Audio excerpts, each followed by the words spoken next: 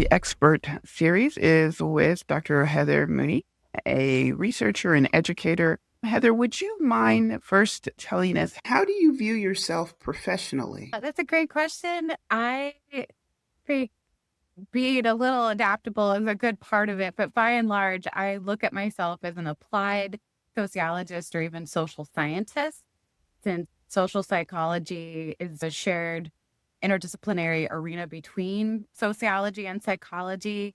I also have my critical criminology background and experience, which nests within all of that.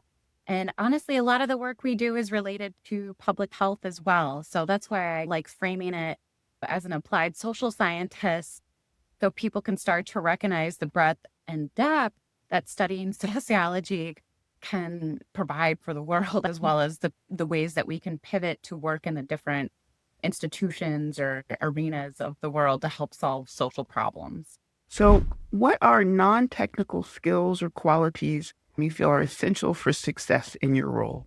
That is a wonderful question. Soft skills, certainly. The ability to still engage with curiosity and compassion and critical thinking are absolutely essential. So, having that kind of lifelong learning, the humility to keep a beginner's mind because the world does keep changing and we all bring a different perspective. And really, that's the sociological imagination and the sociological perspective at work. So I think those are really set you up quite well for success. And what are the biggest challenges you face in your field? The biggest challenges are honestly the corporatization of higher ed, and then honestly the in capitalism, right? We don't quite value helping one another or living by your values unless it's to make more money. And so valuing humans and humanizing them and solving social problems and looking through a systems perspective, which is one thing sociology can really help in the longer term, is challenging when we're in a world that's very much focused on profits over people and politics that are very short term promises or solutions.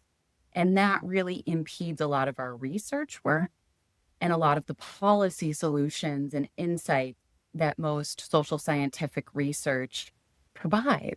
And it's often at odds to get evidence based practices implemented, as well as even pilot studies or given the opportunity to pivot from, like, for instance, we know that tough on crime does not work. It hasn't worked. And there's decades of research about it and alternatives. But again, because of the military industrial complex, capitalism and politics at work, right?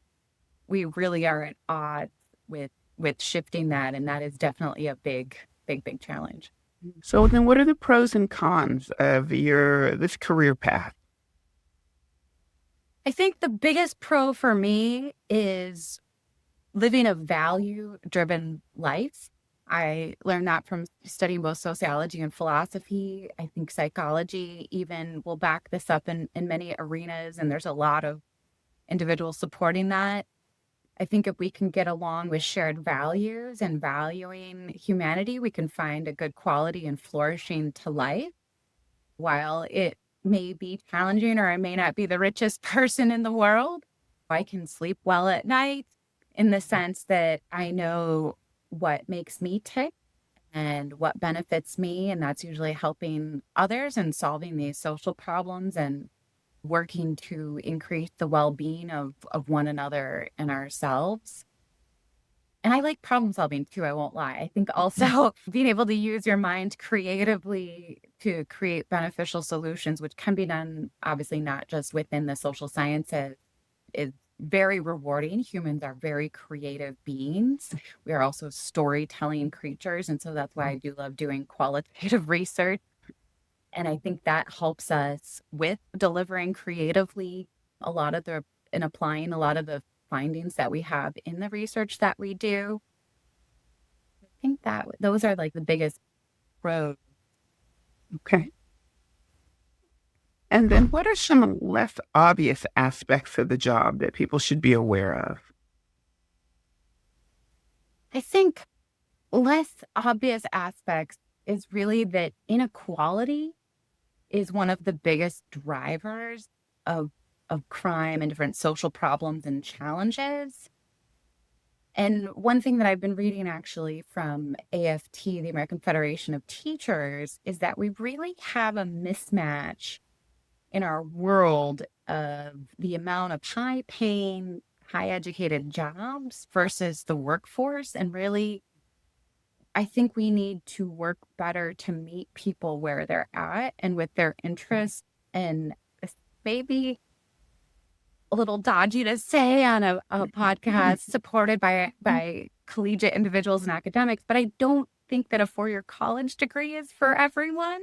I I think the skills that we learn within sociology and teach could be taught within high schools and really translated in wonderful applied ways. And I would honestly encourage that. But I also think that more individuals could get into the trades or in different hands-on positions or do apprenticeships. And I think if we could decentralize some of that so that we look more at our values and our skill set and how interdependent we are and really expand that interdisciplinary component, that would be helpful. And that was something I certainly, when working with students, wanted to stress was like, make sure you can take the skills you're learning and really apply them and be flexible. It's not always a linear path. And then just like we're seeing with AI, technology and advances, you've got to be ready to keep changing and keep learning and adapting to that process. So again, I think sociology sets you up to see that if you're really studying it, but you also have to recognize what your personal goals are and how to align those. That's not always so obvious for everyone when we're not teaching financial literacy or letting people examine their own values within the system. And this American dream has definitely shifted the mark over the years. Last question. What are some common misconceptions that people have if they're outside of your field about your field? I think the biggest misconceptions I come across a lot really are with more criminology, the criminology classes I teach, than sociology. People do seem to have a good sense of sociology studying society. I do think they sometimes miss the systemic part of it and the scientific process of that and really understanding the research methods and process. But usually you can parlay into that pretty easily.